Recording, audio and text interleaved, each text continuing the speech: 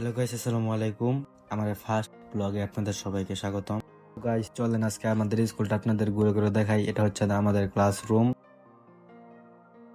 এখানে আমরা ছেলেরা বসি। এখন আর কি ক্লাসে কেউ নাই, সবাই বাইরে আছে। চলেন দেখাই আমার বন্ধুদেরকে আপনাদের।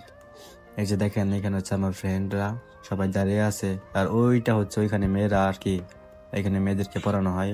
এইদিকে মেয়েদের আসতে দেয় না। এই যে দেখেন, এটা হচ্ছে আমার বন্ধু বান্ধব। এখানে সবাই বসে আছে, বসে বসে সবাই আড্ডা দিতেছে একসাথে, টাইম পাস করতেছে। স্কুলের ক্লাস হয় না এখন আর, সারাদিন একটা ক্লাস বা দুইটা ক্লাস হয়, আর বেশি হয় না।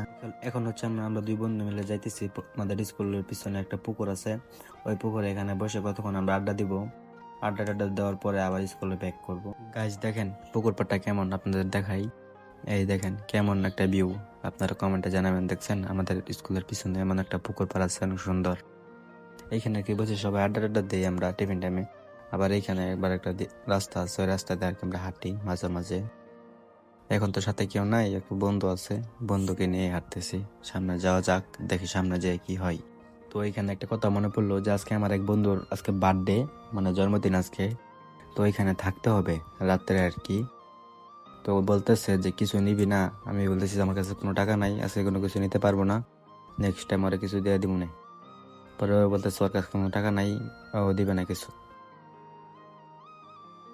এই দেখেন আজকে যার বার্থডে, এই যে আলী হাসান আমার বন্ধু।